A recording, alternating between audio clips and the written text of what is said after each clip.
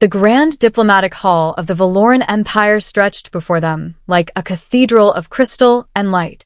Sarah stood beside Leo, both humans feeling impossibly small among the towering alien dignitaries.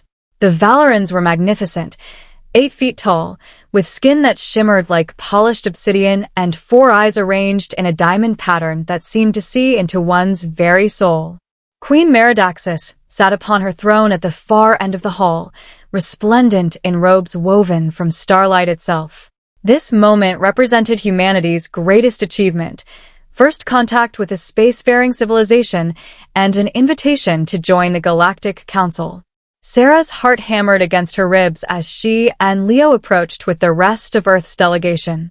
A feast had been prepared in their honor. Tables groaned under the weight of dishes from 1,000 worlds, crystalline fruits that sang when touched, meats that shifted colors with each passing moment, and liquids that defied gravity as they swirled inside their containers. It was meant to be a gesture of welcome, a celebration of unity. Leo had been studying the Valoran language for months. He had memorized every protocol and every gesture of respect. He knew the importance of this moment. One wrong word could doom humanity to isolation among the stars. The queen rose, her movements fluid and hypnotic.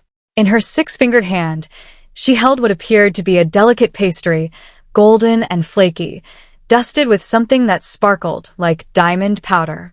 It was the traditional opener of Valoran feasts. The host takes the first bite to show the food is safe, then offers the same dish to the honored guests. Sarah watched as the queen brought it toward her mouth. The other diplomats smiled, relaxed. Everything was going perfectly. Then Leo saw it. A tiny discoloration on the pastry's edge, a pattern he recognized from his xenobiology training. His blood turned to ice. "Don't eat that food." Leo's voice shattered the reverent silence, like a meteor through glass.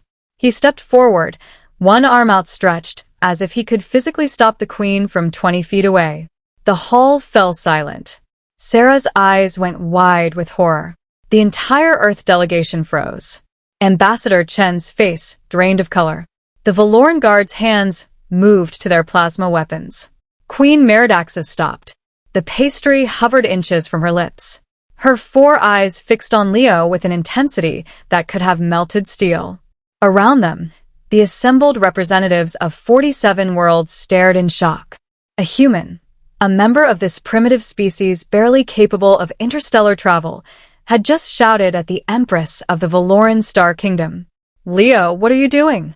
Sarah hissed, but he was already moving forward, his training overriding his fear. "Your Majesty," he said, forcing his voice to remain steady even as his legs trembled. "Forgive my outburst, but please do not eat that food. Look at the edge. Do you see the blue-green crystallization?" The queen's expression was unreadable. She could order his execution with a gesture. She could declare war on Earth for this insult. The silence stretched like a blade against Leo's throat. Slowly, the queen lowered the pastry and examined it. Her chief advisor, a silver-skinned Valoran named Vexus, leaned in to look as well. "Explain yourself, human," the queen said, her voice like distant thunder. Leo swallowed hard. "That pattern, it's a contamination marker. On Earth, we call it cerulean blight. It's a fungal spore that's harmless to humans and most carbon-based life, but to silicon-enhanced metabolisms like yours." He paused, meeting her eyes. "Your Majesty, it would cause catastrophic organ failure within minutes. You'd be dead before anyone could help." Vexus took the pastry from the queen's hand and examined it more closely. He gestured, and a scanning device appeared. Blue light washed over the pastry. The advisor's face went rigid. "The human speaks the truth. My queen, this food has been contaminated with what our database identifies as Terran fungal spores. The species designation matches his description. It is lethal to Valoran physiology." Vexus turned to Leo. "How did you recognize this?" "I'm a xenobiologist," Leo explained. "Part of my training covered potential biological incompatibilities between species. When humanity learned we'd be dining with silicon-based life forms, I studied every possible contamination vector. This fungus is common on Earth. It probably transferred from our ship's environmental systems during the transport of the ingredients. The queen stood silently. The hall seemed to hold its breath. Then she laughed. It was a sound like bells made of crystal, beautiful and unexpected. You shouted at me, she said, a smile playing at her lips. You, a human who has known of our existence for less than a year, shouted at the Queen of Valoran in her own hall. Yes, Your Majesty. I apologize for the breach of protocol, but you saw a threat and acted without hesitation. You valued life over decorum. You risked your world standing to save mine. The queen descended from her throne, approaching Leo until she stood before him. Tell me, Leo of Earth, what do you know of the Valoran Code of Honor? Sarah stepped forward. Your Majesty, he was only trying to. The queen raised one hand, silencing her. Answer, Leo. I know that Valorans value courage, honesty, and the preservation of life above all else, Leo said quietly. Indeed. And in the span of seconds, you demonstrated all three. The queen placed one of her hands on Leo's shoulder. The touch was gentle despite her size. The Galactic Council has debated for months whether humanity deserves a seat among the stars. Some said you were too violent. Others believed you were too primitive. I had not yet decided. She turned to address the assembled crowd. But this human, this brave, foolish human, has shown me what I needed to see. Humanity notices what others miss. You act when others would hesitate. You value life even at great personal cost.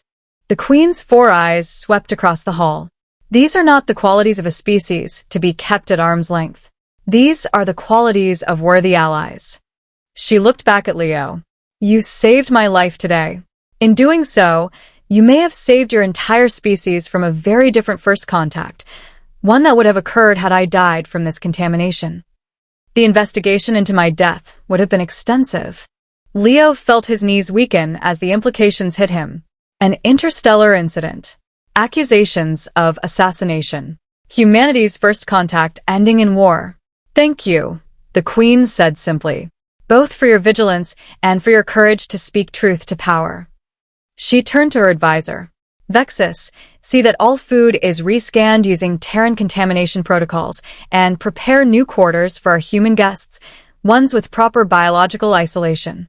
As the Valoran staff rushed to comply, the queen addressed the hall once more. Let it be known across all worlds that humanity has proven itself this day, not through weapons or wealth, but through wisdom and valor. They shall have their seat on the council.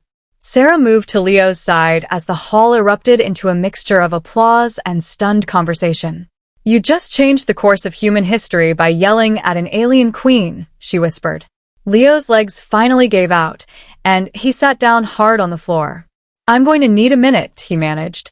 The queen smiled down at him. Take all the time you need, Leo of Earth. The galaxy isn't going anywhere, and neither are we.